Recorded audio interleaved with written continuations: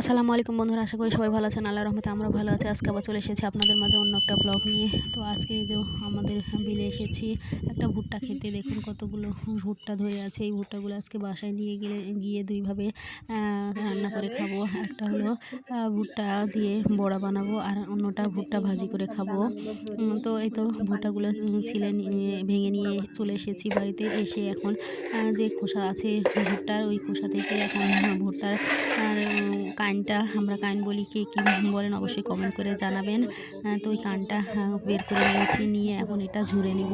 যে ছোবড়া আছে ভেতরের যেই ফোমের মতন, ওটা থেকে এটা দানাগুলো খুলে নিব সব। দেখুন এর গায়ে লাচ্চা সেমাইয়ের মতো চিকন চিকনে, এটা আমরা নিয়ে ছোটোবেলায় খেলতাম সেমাই বানিয়ে। তো এগুলো সব পরিষ্কার করে নিব, নিয়ে তারপরে তো দানাগুলো সব ঝুরিয়ে নিব। এই দানাগুলো আবার পানিতে ভিজিয়ে রেখে পিষে সেটা দিয়ে বানাবো বড়া। সেটা হলো ভুট্টার বড়া। একটু যেগুলো নরম নরম সেগুলো দিয়ে এই বড়াটা ভালো হয়, আর একটু শক্ত হয়ে গেলে সেটাতে অত ভালো হয় না, আর খেতেও ভালো লাগে না। নরম নরম এই ভুট্টাগুলো দিয়ে বানিয়ে খেতে খুব মিষ্টি লাগে, আর খেতেও দারুণ লাগে।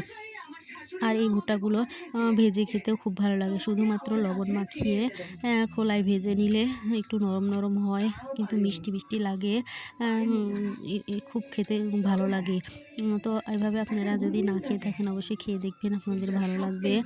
তো ভুট্টাগুলো সব ঝুরিয়ে নিচ্ছি আমি। এগুলো ঝুরোতে একটু কষ্টই হয়।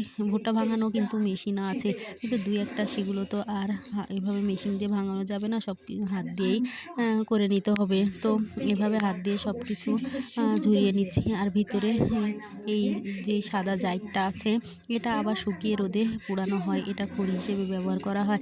ভুট্টার গাছও খড়ি হয়, ছোবড়াগুলোও খড়ি হয়, পাতাগুলো ছাগলে গরুতে খায়। আর এই যে ভিতরে যেটা থাকে এটাও আবার পোড়ানো হয়, জ্বালানি হিসেবে ব্যবহার করা হয়। খড়ি অনেক ক্ষণ চুলাতে দিলে থাকে।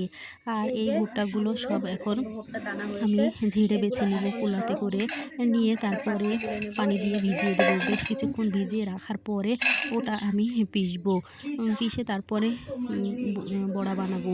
তো বড়া বানানোর জন্য আমি ডালগুলো সব এখন ভিজিয়ে পিষে নেব। এই তো পিষা আর আপনাদের মাঝে শেয়ার করলাম না। সব ডালগুলো বেটে নিয়েছি। নিয়ে এবার এর মধ্যে পরিমাণ মতো সব কিছু দিয়ে দিয়েছি। পিষা আদা, রসুন, জিরা, ডাল মশলা, পাঁচফোড়ন, কালো জিরা, মরিচ, পেঁয়াজ কুচি সব কিছুই দিয়ে নিয়েছি। দিয়ে মাখিয়ে নিয়েছি ভালো করে। মাখিয়ে বেশ কিছুক্ষণ ধরে ঢাকা দিয়ে রেখে দিয়েছিলাম। দিয়ে তো এরকম শক্ত শক্ত নরম নরম এরকম টাইপের হয়েছে, খুব একটা শক্তও না, খুব একটা পাতলাও না। এরকম করে মাখিয়ে নিয়েছি সব।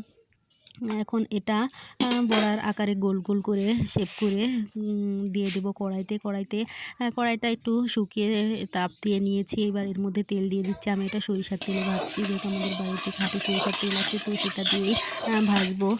পকোড়া বড়া যেটাই বলে সেগুলো সরিষার তেলে ভাজলেই আমার মনে হয় খেতে ভালো লাগে।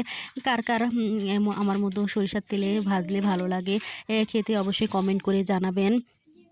এই তো সবগুলো এভাবে এখন একে একে দিয়ে ভেজে নেব। আমি খুব একটা গোল করিনি, একটু চেপটাও করেছি, আর একটু বড় বড় টাইপের করেছি, যেহেতু আমরা খাবো বাড়িতে।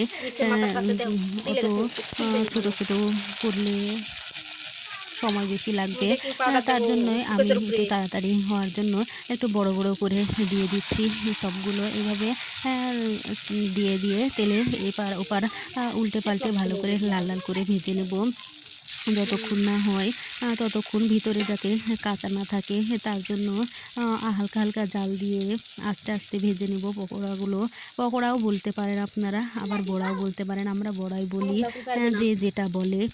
তো এগুলো সব এভাবে ভেজে নেব। এখন এক পিঠে হয়ে গেছে, অন্য পিঠে উল্টে দেব। দেখুন এরকম লাল লাল হয়েছে। তো এরকম হলেই দুই পিঠে একই রকম করে এভাবে লাল লাল করে ভেজে নেব, তাহলে খেতে ভালো লাগবে, আর ভিতরে একটুও কাঁচা থাকবে না। ভিতরে কামড় দিলে পেঁয়াজ আর মরিচ মুখে পড়লে খুব ভালো লাগে, আর একটু মিষ্টি মিষ্টি লাগে, খেতে কিন্তু দারুণ লাগে। তো ভুট্টা দিয়ে কিন্তু আবার ছাতু করা যায়। এই ভুট্টাগুলো যখন শুকিয়ে যাবে তখন সেগুলো ভেঙে এর সাথে চাউল গম মিক্সড করে সেটা দিয়ে ছাতু বানানো হয়। আবার শুধু ভুট্টা ভাঙিয়ে সেটার আটাও তৈরি করা হয়, যেটাকে আমরা বলি কর্নফ্লাওয়ার। তো সেগুলো হলো ভুট্টার আটা। তো সেটা দিয়ে আবার রুটি বানানো যায়। ভুট্টার আটা দিয়ে রুটি, তারপরে আমরা হাতে বানানো যে রুটিটা চাপড়ি বলি সেটাও বানিয়ে খেতে খুব ভালো লাগে।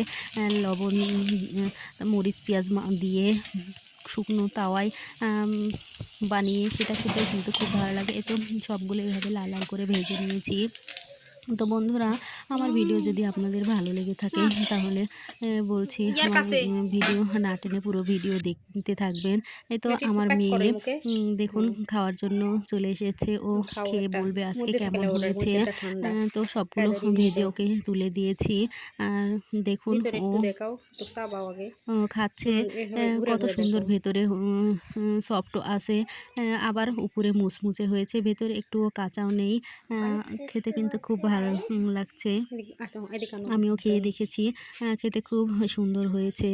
আমি বানিয়েছি বলে বলছি না, আসলে খেতে অনেক মজা হয়েছে। আর দেখুন সাইজটাও অনেক সুন্দর হয়েছে, কালারটাও অনেক ভালো হয়েছে, উপরে মুচমুচে আর ভেতরে নরম নরম। খেতে খুব ভালো লাগছিল। এটা রেখেও খাওয়া যাবে, শক্তও হবে না, আবার খুব একটা ক্যাটকেটেও হয়ে যাবে না। এভাবে বানিয়ে যে কোনো কিছুর সাথে মুড়ি মাখানোর সাথেও খাওয়া যাবে, আবার খালিও খেতে খুব ভালো লাগবে। এর সাথে সস দিয়ে খেতে আরও মজা লাগবে। তো আমি ভুট্টার তো পকোড়া বানিয়ে দেখালাম। এবার এই তো এই ভুট্টা বাকিগুলোও রেখে দিয়েছি। এগুলো এখন লবণ মাখিয়ে শুধু তাওয়ায় ভেজে নেব সব কিছু।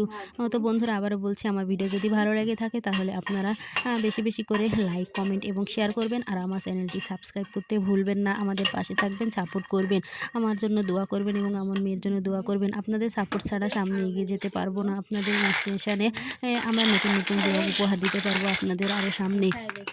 তো বন্ধুরা, যাতে আরও ভালো ভালো ভিডিও আপনাদের উপহার দিতে পারি, সেই দোয়া আজকের মতো ভিডিও আর বাড়াবো না, এখানেই শেষ করব।